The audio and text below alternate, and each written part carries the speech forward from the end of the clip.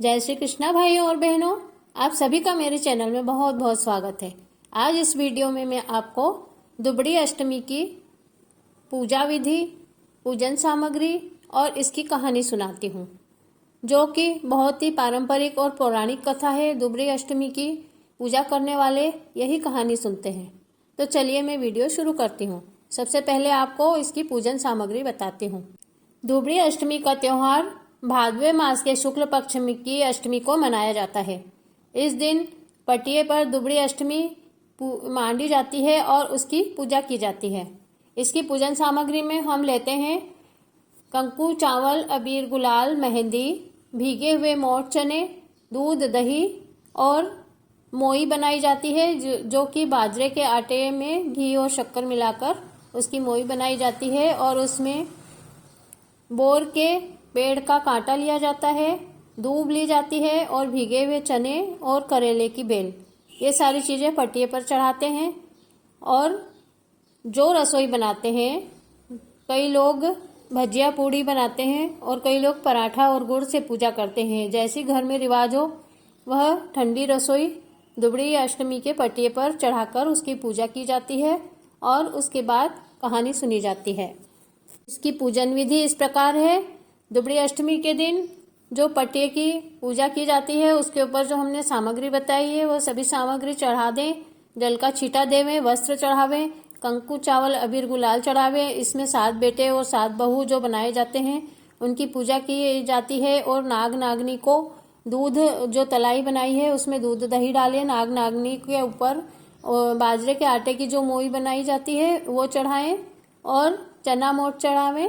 और फिर सभी पूजा सामग्री से पूजा करने के बाद सीधे हाथ में मोठ, दही और कांटा रखें और दूसरे हाथ में घी, आटा, शक्कर से बनी हुई मोई रखें। दोनों हाथों में दोनों चीजें अलग अलग रखें। कहानी सुनने के बाद कांटा पासते हैं। जिस हाथ में मोई बना हुआ आटा रहता है उसे निगल लेना चाहिए, पानी के साथ पी लें। और दूसरे हाथ में जो रहता है उसे भगवान पटिये के ऊपर चढ़ा देना चाहिए। उसके बाद गणेश जी की कहानी सुने, बायना निकालें और इस तरह पूजन संपन्न करें। दुबड़ी अष्टमी का पटिया इस तरह मारते हैं। इसमें ये सेठ है, ये सेठानी है और ये दूध का कटोरा है और ये बुआजी है, सांप को तांत में फांस रही है। और ये कुलिया है जिसमें बुआजी सांप को तांत में फांस कर रख लेती है। ये नागिन है, अपने नाग को छुड़ाने आई है। और ये 7 बहुएं और 7 बेटे हैं जिन्हें बुआजी ने नागिन से वापस जिंदा करवा लिया था। और ये चारों कोनों पर 4 कुलियाँ हैं जिनमें हम मोठ, चने और मोई भरेंगे। इस तरह ये दुबड़ी अष्टमी का पटिया मांडा जाता है। दुबड़ी अष्टमी की कहानी। एक साहूकार था, उसके 7 बेटे थे। जब वह अपने किसी भी बेटे का विवाह करता उसी समय वह बेटा मर जाता था, क्योंकि वह अपने बेटों की शादी का मुहूर्त दुबड़ी अष्टमी के दिन ही निकालता था। इस प्रकार 6 बेटों की शादी दुबड़ी अष्टमी के दिन निकली और 6 बेटे मर चुके थे। जब सबसे छोटा बेटा बाकी था तो एक दिन की बात है, उसके सबसे छोटे बेटे के विवाह की बात चली। शादी तय हो गई और रिश्तेदारों को न्योते भी भेज दिए गए। ब्याह में सब बहन बेटियों को बुलाया गया। जब सबसे बड़ी बुआ शादी में आने लगी तो रास्ते में एक कुम्हार के यहाँ रुकी। कुम्हार हांडी पाली घड़ रहा था। उसने पूछा कि तुम ये क्या कर रहे हो? कुम्हार ने कहा कि एक साहूकार है जिसके 6 बेटे तो मर गए हैं और अब 7वें बेटे का ब्याह है, उसका भी ब्याह होते ही वह मर जाएगा। बुआ ने पूछा, इससे बचने का कोई उपाय हो तो बताओ। तब कुम्हार ने बोला कि है तो सही, परंतु वह उपाय बहुत कठिन है। सब कोई दुबड़ी अष्टमी की पूजा करते हैं, ठंडा खाएं, कांटा फांसे और लाड़े की जो बुआ है ब्याह में सारे नेग उल्टे उल्टे करवाए और हर नेग में दूल्हे को गाली बकती रहे तो वह बच सकता है। और बारात को पिछले दरवाजे से निकाले, पेड़ के नीचे बारात नहीं ठहरावे और उसे मैदान में ठहरावे। और ससुराल पहुंचने के बाद भी बारात पीछे के दरवाजे से ले जाए। और जब फेरे पड़े तब एक कटोरा कच्चे दूध का भरकर रख ले और एक तांत का फांसा बनाकर रख ले। जब वह सांप दूल्हे को डसने के लिए आवे तो उसे दूध पिलाकर तांत से बांध देवे। जब सांपन अपने सांप को मांगने आएगी तब वह बुआ अपने 6 भतीजों को मांग ले और उन्हें जीवित कर दे। साथ में इस बात को किसी से भी नहीं बोले। अगर बोल देंगे तो बोलने वाला भी मर जाएगा और सुनने वाला भी मर जाएगा। बुआ ने मन में सोचा कि यह सारी बात तो मेरे भाई के ऊपर ही फिट होती है। मेरे ही भाई के 6 बेटे मर गए हैं और 7वें की शादी है, तो मुझे ही यह काम करना चाहिए। तभी मैं अपने 6 भतीजों को जिंदा कर पाऊंगी और 7वें भतीजे को भी बचा सकती हूँ। इस तरह बुआ ने वहीं से अपने भतीजे को गाली बकना शुरू कर दिया। आज पिटे तू मर जा, करम जले तू बहुत खराब है, तूने ऐसे बहुत खराब है। इस तरह से बुआ जब उसको गाली बकती हुई भतीजे के पास आई तो भतीजे ने बोला कि बुआ जी तुम तो अभी अच्छी थी, अब तुम्हें क्या हो गया है। लेकिन बुआ उन्हें गाली ही बकती रही और उल्टी उल्टी बातें करती रही। इस तरह गाली बकती हुई बुआ अपने भतीजे के साथ पियर में पहुंची। जब पियर में बुआ जी पहुंची तो वहां गाली देती हुई उतरी। तब सबने कहा कि हाँ तो शादी की तैयारियां हो रही है और तुम इस तरह से गाली देकर अपशकुन क्यों कर रही हो। पर बुआ जी कुछ भी नहीं बोली और अपने भतीजे को गाली देती रही। बुआ सारे नेग उल्टे करवाती रही। जब भतीजे की शादी का बान बिठाने आगे के कमरे में बैठे तो उसने कहा कि नहीं नहीं, मैं अपने भतीजे का बान पीछे के कमरे में बिठाऊंगी। इस तरह उसने उल्टा काम करके पीछे के कमरे में बान बिठाया। जब बारात जाने लगी तब वह रास्ता रोक कर खड़ी हो गई और कहने लगी कि मैं इस करम जाले की बारात पिछले दरवाजे से ले जाऊंगी। सबने बहुत समझाया लेकिन बुआ नहीं मानी और उसने किसी की बात नहीं सुनी और बारात को जैसे ही पिछले दरवाजे से निकाला, घर का अगला दरवाजा गिर गया। यह देखकर सब कहने लगे कि बुआ ने बहुत अच्छा काम किया है। अगर आगे के दरवाजे से बारात निकलती तो सब दरवाजे के नीचे दब जाते। फिर जब बारात जाने लगी तो बुआ बोली कि मैं भी बारात में चलूंगी। तब सबने मना किया कि औरतें बारात में नहीं जाती है, लेकिन वह नहीं मानी और बोली कि मैं इस करमजले की बारात में जरूर जाऊंगी और बारात के साथ साथ चल दी। रास्ते में जब बारात एक पेड़ के नीचे रुकने लगी तो बुआ फिर खड़ी हो गई और बोली इस करमजले को पेड़ के नीचे नहीं, मैं मैदान में धूप में इसे उतारूंगी। तब सब कोई बोले कि तुम यह क्या कर रही हो, मैदान में धूप लगेगी।